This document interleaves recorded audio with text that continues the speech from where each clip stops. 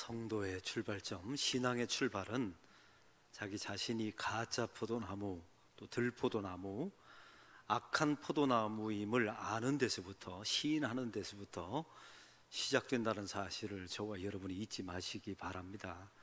저와 여러분이 열매를 맺으면 다 가짜 포도가 열리고 먹을 수 없는 들포도, 또한 악한 포도 열매가 맺혔다는 사실이죠. 예수님 밖에서 맺는 모든 열심을 통해서 맺어지는 열매는 다 먹을 수조차 없는, 우리 가정과 교회에 하악을 끼치는 그런 열매를 저와 여러분이 맺을 수밖에 없습니다. 이런 저와 여러분을 세상으로부터 베어져서 진짜 포도나무이신 예수님에게 주님께서 우리를 접붙여 주셨습니다. 할렐루야. 이게 주님께서 우리에게 베푸신 은혜이고, 우리는 그래서 열매를 맺을 수밖에 없는 존재입니다. 그런데 우리의 실생활에 보면 열매가 별로 없다는 사실을 발견하게 되죠. 그때 주님께서 우리를 제거해버리지 아니하시고 가지를 번쩍 들러 올려서 은혜의 햇볕을 보게 해주십니다.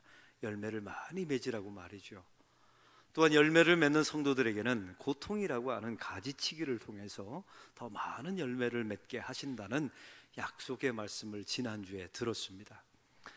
그럼에도 불구하고 우리 인생을 바라보면 항상 열매 맺지 못하는 죄송함들이 있어요. 성경에 나와 있는 수많은 열매들이 우리 삶 속에 맺어지지 않는다는 사실을 우리가 날마다 깨닫게 되지 않습니까? 그래서 죄송한 마음을 가지고 하나님 앞에 나옵니다. 바로 그런 사람들에게 주님께서 맺게 하시는 열매 하나를 지난주에 소개했습니다. 그게 바로 기도입니다. 기도는 우리가 교회에 와서 중얼중얼대면서 무엇인가를 하나님께 요구해서 얻어내는 것을 성경은 기도라고 말하지 않습니다. 기도라는 것은 우리가 하나님께서 그토록 수많은 은혜를 베풀어 주셨음에도 불구하고 열매 맺지 못함에 대한 죄송함을 가지고 주님 앞에 나오는 사람들이 할 수 있는 게 기도라는 것입니다. 이 자기 부정이라는 것이 하나님께서 우리에게 주신 놀라운 열매이며, 그것이 행위가 바로 기도였던 것입니다. 또한 우리가 성경을 보면 말씀을 통해서 알 수 있지만, 결국 우리가 그리스도 안에 있을 때 맺어지는 열매 또 하나를 오늘 성경은 이렇게 소개합니다. 하나님의 성품에 참여하는 열매, 바로 그것을 우리에게 소개하고 있습니다. 그래서 오늘 성경 4절은 오늘 말씀 이렇게 시작합니다. 다 같이 읽겠습니다. 내 안에 거하라, 나도 너희 안에 거하리라. 가지가 포도나무에 붙어 있지 아니하면 스스로 열매를 맺을 수 없음 같이 너희도 내 안에 있지 아니하면 그러하니라. 아멘. 성경과 하나님께서 우리에게 요구하시는 열매가 있습니다. 그것은 착한 일, 도덕적인 일이 아닙니다. 내 노력과 의지로 얻어지는 어떤 선행이나 어떤 도덕적인 행위를 하나님께서 열매로 말한 적이 없어요. 우리가 삶 속에서 해보았지 않습니까? 이 선행과 우리 착한 일도 되지가 않는다는 사실을 우리가 알게 돼요. 설령 되었다 손치더라도 그것을 나의 의로 삼는 것이 우리의 자기 숭배이지 않습니까? 또한 그런 자기 선행과 착한 일도 해보았자 오래 가지도 않습니다. 되지도 않는 열매를 하나님께서 계속 맺으라고 한다면 이건 짐이지 복음이 아니지 않습니까? 성경이 말씀하시는 모든 열매, 하나님께서 우리에게 맺으라고 하시는 열매는 내가 맺는 것이 아닙니다. 오늘 성경에 가장 중요한 말씀이 있어요. 한번 따라해 봅시다. 내 안에 거하라. 내 안에 거하라. 또한 성경은 말합니다. 스스로 열매를 맺을 수 없느니라. 여러분, 이 말씀은 내 안에 계신 성령께서 내 안에서 맺게 해주신다는 하나님의 약속입니다. 성령의 9가지 열매를 제가 소개시켜 드렸죠. 사랑과 희락과 화평과 오래 참음과 자비와 양선과 충성과 온유와 절제. 이게 제목이 있어요. 내가 노력해서 의지로 맺어지는 열매라면 나의 열매라고 말해야 돼요. 근데 이 열매를 성경은 우리에게 이렇게 말합니다. 성령이 주시는, 성령이 맺게 하시는 9가지 열매랍니다. 할렐루야. 내가 이렇게 성령의 9가지 맺을래 해서 맺어지는 게 아니랍니다. 나 성령의 9가지 열매 맺지 않을래 해서 안 맺어지는 것도 아니라는 겁니다. 예수님 안에 있으면, 예수 그리스도에게 접붙임을 당하면 나 자신도 모르게 내 안에서 이런 열매가 맺어진다는 사실입니다. 할렐루야. 여러분, 그래서 이런 열매를 가지고 하나님이 하셨습니다, 하나님의 영광입니다, 하나님의 덕분입니다, 이렇게 주님을 송축할 수밖에 없는 거예요. 우리 사랑하는 교우 여러분, 저와 여러분이 예수를 믿는 순간에, 아니 만세전부터 하나님의 백성으로 예정되고 선택되는 순간부터 우리 안에 하나님의 열매가 시작된 줄 믿으십니까? 예수님이 십자가에서 죽으시는 순간에 우리는 도저히 맺을 수 없는 그 성령의 열매, 하나님께서 말씀하시는 그 열매들이 내 안에 시작되었다는 사실을 저와 여러분이 고백하셔야 합니다. 그리고 우리는 지금 예수를 믿으면서 조금씩 그런 열매를 맺어가고 있어요. 좀 부족하지만 말이죠. 근데 우리는 항상 죄송한 마음이 있어요. 하나님이 그토록 수많은 은혜를 베풀어 주셨는데 그곳에 합당한 열매를 맺지 못하지 않습니까? 가정 안에서 무엇인가를 열심히 하는데 성령의 9가지 열매를 맺는 게 아니라 들포도나무 열매를 맺잖아요. 그래서 우리는 하나님 앞에 나올 때 항상 죄송한 마음을 가지고 나오는 겁니다. 그때 주님께서 우리를 책망하지 아니하시고 성령께서 우리 안에서 그런 성령의 열매를 맺어 주시는 줄로 믿습니다. 우리가 이런 죄송함을 가지고 하나님 앞에 나오면 주님께서 책망하지 아니하시고 이렇게 말씀하십니다. 너 자신이 열매 맺지 못한다는 사실을 이제 알겠느냐? 그러면 됐다고.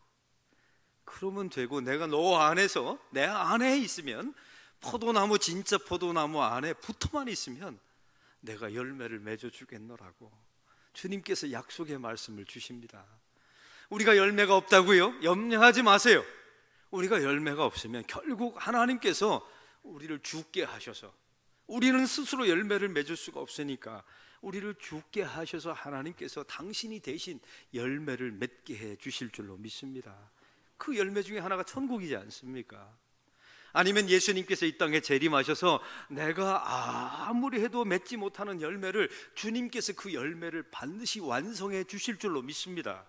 그래서 성도는 죽음이 두려움의 대상이 아니에요. 성도는 죽음을 기다립니다.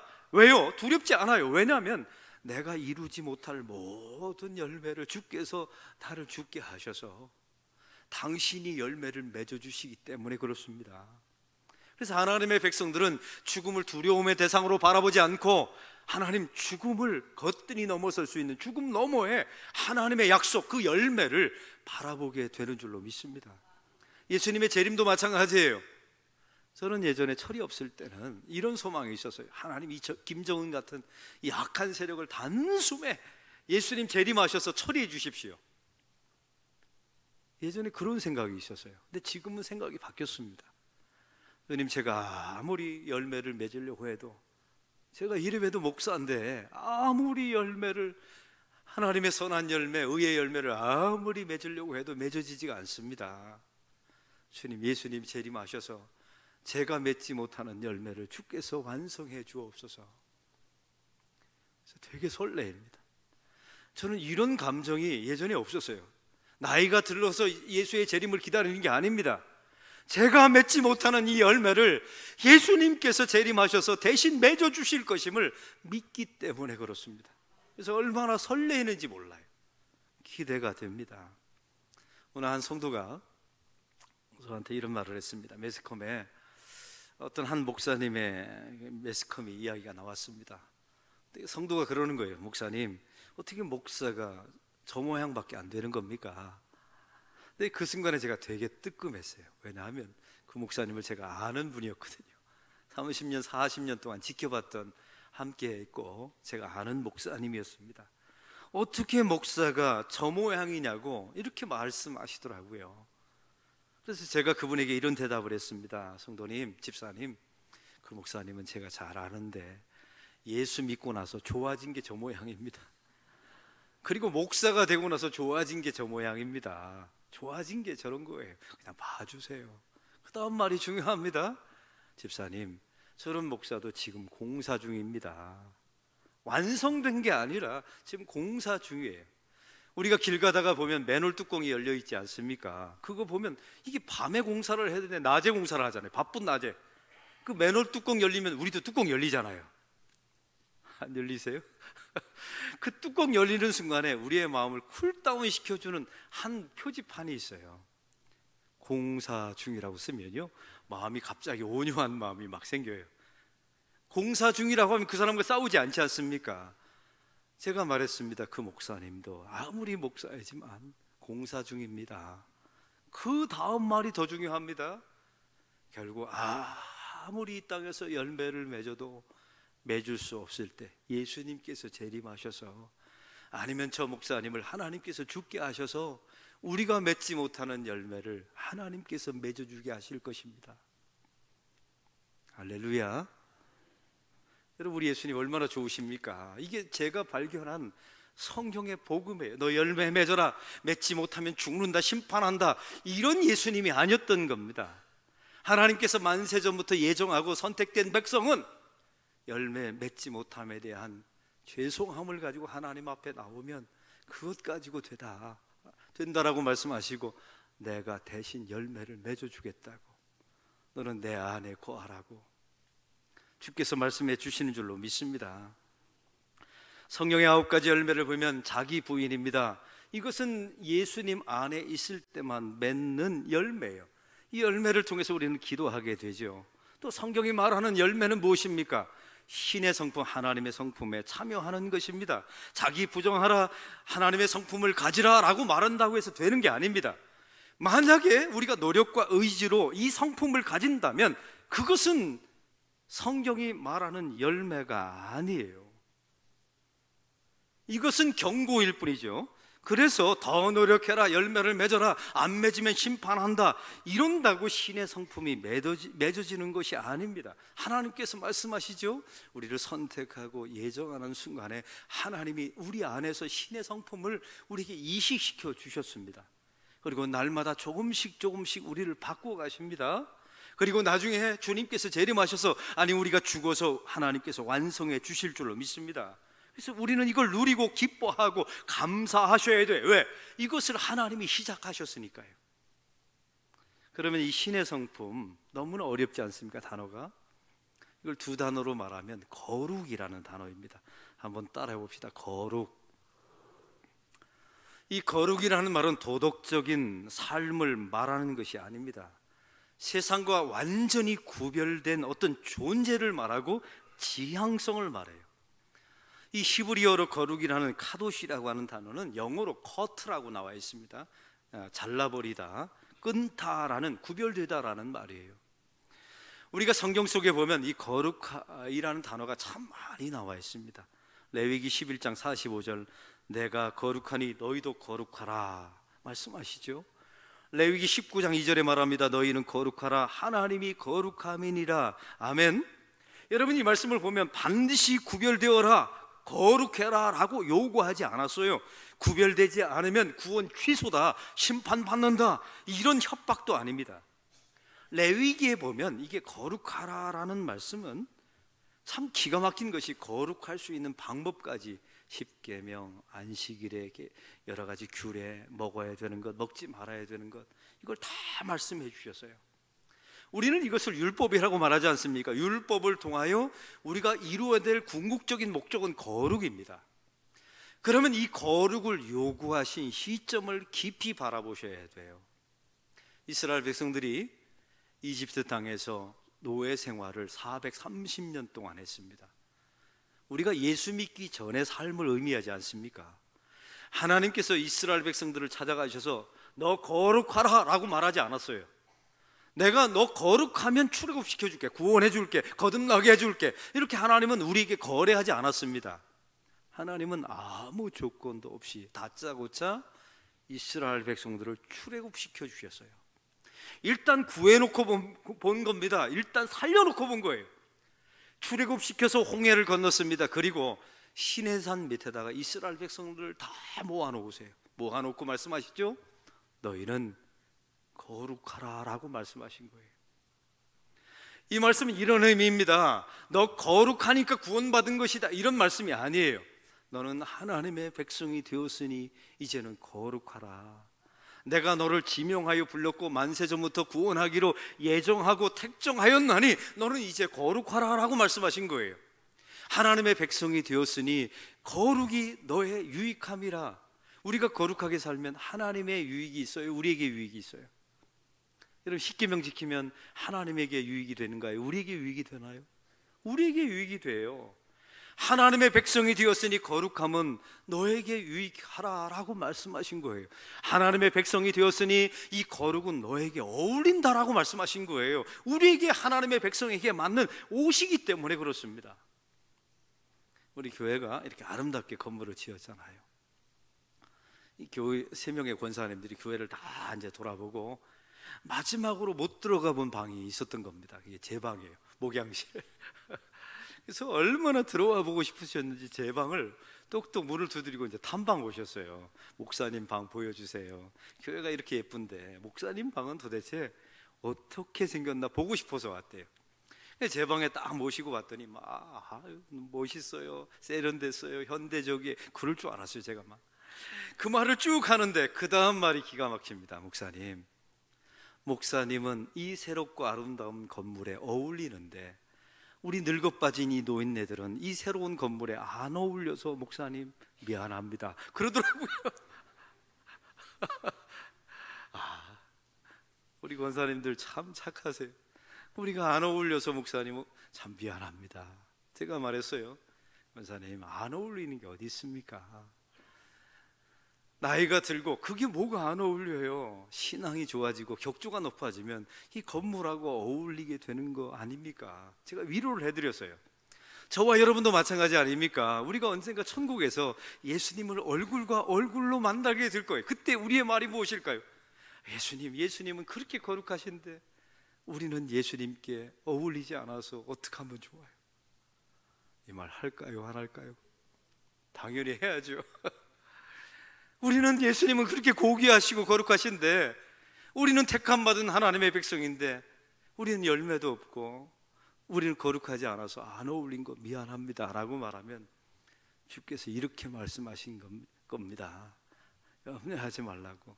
내가 너를 반드시 거룩하게 만들어 하나님 나라 천국 예수님과 어울리도록 만들어 주실 것이다.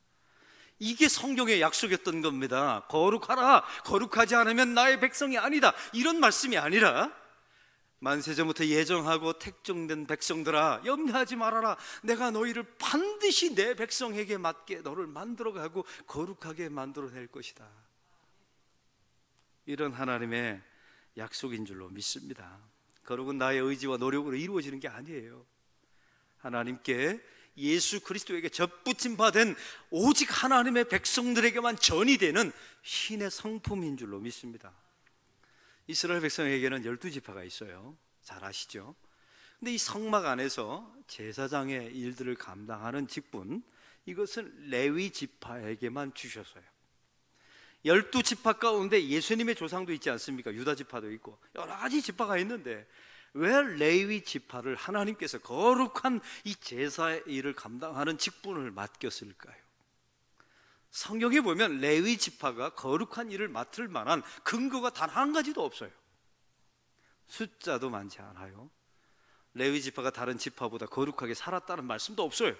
그냥 하나님께서 그냥 12지파 중에 하나님의 마음대로 한 지파를 딱 선택하신 겁니다. 그리고 말하죠. 너는 앞으로 제사장의 일들을 감당해야 되니까 거룩하라. 그 다음에 말씀하신 거예요. 우리의 구원의 관념과 너무 비슷하지 않습니까? 성경에 보면 아주 거룩한 장소 하나를 소개합니다. 여러분, 성경, 구약의 성경 속에 가장 거룩한 장소가 어디일까요? 지성소입니다. 성막 안에 들어가면 저 맨 마지막 깊은 방에 언약궤, 법궤가 모셔있는 지성소가 있어요. 그 지성소는 아무나 들어가는 게 아닙니다. 대제사장, 이스라엘 백성에 딱 한 명밖에 없는 대제사장이 있습니다. 그 대제사장이 어린 양의 피를 들고 1년에 한 번 대속죄일에 이스라엘의 모든 백성의 죄를 대속하려고 지성소로 들어가요. 지성소에 들어가면 법궤가 있고 그 법궤를 감싸는 궤가 있습니다. 이걸 언약궤라고 말합니다. 그 언약궤 위에 뚜껑을 시온좌라고 말하죠. 두 명의 수랍이 천사 같은 모습을 가지고 서로 함께 이렇게 다 마주보고 있어요. 이곳은 하나님이 계신 곳이다, 하나님의 임재이다, 너희는 거룩하라, 이런 상징일 것입니다. 대제사장이 그 시온자 위에다가 어린 양의 피를 부으면서 기도하는 거예요. 하나님, 이 어린 양의 죽음을 보시고 이스라엘 백성들의 죄를 사하여 주옵소서. 하나님께서 그 어린 양의 죽음과 피를 보시고 이스라엘 백성의 죄를 사해 주시는 거예요. 이 대제사장이 1년에 한 번 들어가는데 방울을 메고 들어갑니다. 왜냐하면 거룩하지 않은 제사장이 들어가서 제사를 드리면 바로 즉사하기 때문에 그래요. 여러분, 이 말씀을 통해서 우리가 이렇게 생각할 수가 있습니다. 거룩하지 않으면 하나님께서 죽이시나 보다. 아니요, 그보다 훨씬 더 중요한 메시지가 있어요. 그 성경에 나와 있는 가장 거룩한 장소에는 거룩하고 거룩하지 않고보다 훨씬 중요한 먼저 조건이 있습니다. 하나님이 지명한 사람만 들어갈 수 있어요. 그게 대제사장이었던 겁니다. 아무나 거룩을 요구한 게 아니에요. 아무나 거룩할 수 있는 게 아닙니다. 아무나 거룩이라는 열매를 맺을 수 있는 게 아니에요. 하나님께서 만세 전부터 예정하시고 선택한 백성만 지명하셔서 그에게 거룩이라는 요구를 하십니다. 아니, 거룩하게 만드셔서 반드시 내가 구원해내실 것이다, 이런 하나님의 약속이 담겨있는 줄로 믿습니다. 성도란 무엇입니까? 거룩한 무리입니다. 거룩해졌기에 하나님의 백성이 된 게 거룩한 무리가 아니에요. 하나님이 먼저 선택하셔서 그 백성을 반드시 거룩하게 만들어 내십니다. 안 되면 우리를 죽여서 거룩하게 만드세요. 안 되면 예수님이 재림하셔서 내가 맺지 못하는 거룩의 열매를 하나님께서 맺게 해 주실 줄로 믿습니다. 이 제사장의 복장을 보면 기가 막힌 가장 화려한 내용이 있어요. 이게 흉배인데 이렇게 목에다 거는 앞에 흉배가 있습니다. 그 흉배를 보면 12보석이 박혀 있어요. 종류별로 박혀 있는데 얼마나 화려하고 예쁜지 모릅니다. 그 12보석이 상징하는 것은 이스라엘의 하나님이 구원하기로 작정한 12지파를 상징하는 거예요. 참 놀라운 것은 이 제사장이 그 12지파를 상징하는 보석을 가슴에 메고 지성소로 들어갑니다. 여기서 중요한 메시지가 있어요. 이 보석은 자기 발로 걸어 들어가서 구원받는 존재가 아니에요. 자기 발로 지성소에 들어가서 거룩함을 인정받는 존재가 아닙니다. 제사장의 목에 걸려서 들어가는 거예요. 우리의 유일한 대제사장이신 예수 그리스도에게 엎혀져서, 아니 목에 걸려져서 그분의 의지에, 그분의 은혜에 힘입어서 거룩한 하나님의 장소로 들어가는 존재가 바로 저와 여러분인 줄로 믿습니다. 우리는 걸어 들어가고 나의 노력으로 보석이 되어서 하나님의 지성소로 들어가는 존재가 아니에요. 예수님의 목에 걸려져서 떠매져서 들어가는 존재라는 사실입니다. 이걸 통해서 하나님께서 말씀하십니다. 거룩하지 않느냐, 염려하지 말라. 내가 어떤 수단과 방법을 통해서 너를 거룩하게 만들 것이며 그 거룩을 완성시켜 주실 것이라는 하나님의 약속인 줄로 믿습니다. 거룩은 무엇을 하고 하지 않고의 문제가 아니에요. 술 안 먹고 담배 안 피고 이런 것들로 거룩의 상징을 삼지 마시기 바랍니다. 제가 부임했을 때 얼마 전에, 몇 년 전에 한 교인하고 식사 자리를 했어요. 이분하고는 멀리서만 예배를 드렸는데 그날따라 식사할 모임이 있어서 함께 식사를 했습니다. 이분의 한 가지 고민이 있었어요. 담배를 못 끊는 겁니다. 우리 안락교회를 오래 다녔는데 담배를 못 끊는 거예요. 함께 식사를 하다가 이렇게 맨바닥에서 식사를 했는데 이렇게 나오려면 이렇게 구부려야 되지 않습니까? 근데 와이셔츠 주머니에 있는 담배값이 뚝 떨어진 거예요. 이 순간에 이분의 얼굴이 막 흑빛이 되더라고요. 막 어쩔 줄 몰라 하는 거예요. 그 모습이 얼마나 이뻐 보이는지요. 이게 우리는 죄를 짓고도, 수많은 죄를 짓고도 낯빛 하나 안 변하는데 이분은 목사 앞에서 그 담배값 하나 떨어졌다고 얼굴이 흑빛이 되는 거예요. 순간적으로 제 마음속에 둘 다 이렇게 정지 상태인 겁니다. 둘 다 쳐다보고 막 그 순간에 제 머릿속에 수많은 생각이, 도대체 이걸 어떻게 해야 되나, 모른 척 해야 되나. 근데 하나님이 제 마음속에 이런 감동을 주셨어요. 이건 저의 의지와 노력으로 한 거 아닙니다. 저는 그런 사람이 아니거든요. 그걸 제가 먼저 얼른 집어서 이 귀한 것을 흘리고 다니면 어떡합니까 하고 제가 주머니에다가 집어넣어 줬어요. 이 귀한 것을. 근데 그분이 저에게 이런 말을 했습니다. 그 후에, 목사님 저는 집사인데 담배 하나 못 끊는 집사가 집사를 해도 되겠습니까? 제가 말했죠. 당연히 해야죠. 당연히 해야 합니다.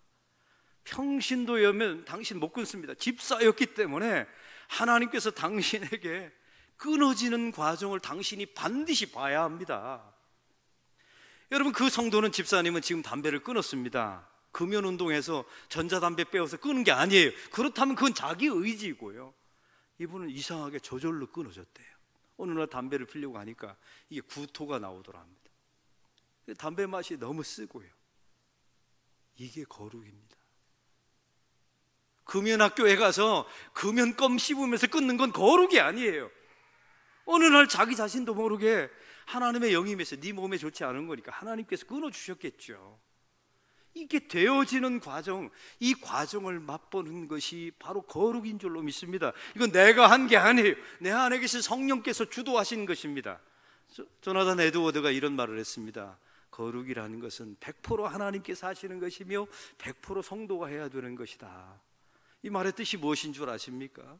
거룩이라는 것은 하나님이 우리에게 맺게 해주시는 선물이에요. 그리고 우리도 노력해라, 이런 의미가 아닙니다. 하나님께서 맺으라고 시작하신 그 열매가, 너의 거룩의 열매가 맺어지는 것을 100% 지켜보아라, 이런 의미였던 거예요. 우리 사랑하는 성도 여러분, 예수는 그렇게 오래 믿었는데, 직분은 있는데, 여러분의 가정 속에 무엇인가 열심히 했는데 열매가 맺어지지 않아서 속상하고 죄송함이 있는 분들이 혹시 계십니까?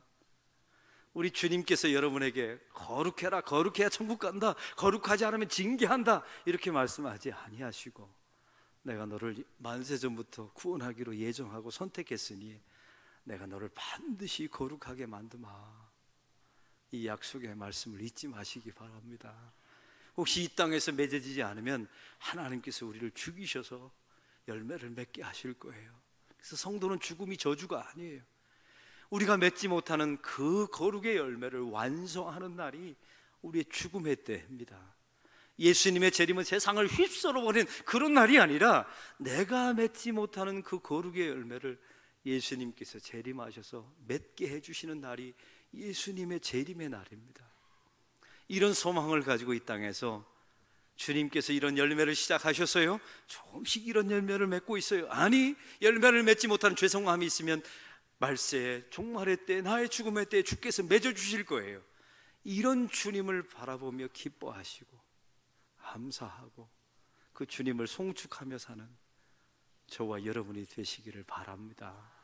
하나님 아버지, 오늘 말씀을 통하여 거룩이라는 열매를 어떻게 맺는지 말씀해 주심을 감사합니다. 우리의 의지와 노력으로 되어진 것이라면 그것은 도덕이지 선행이지 성령의 열매가 아니라고 말씀하십니다. 하나님, 우리가 예수는 그렇게 오래 믿었지만, 좋은 열매 맺으려고 했지만 열매가 없습니다.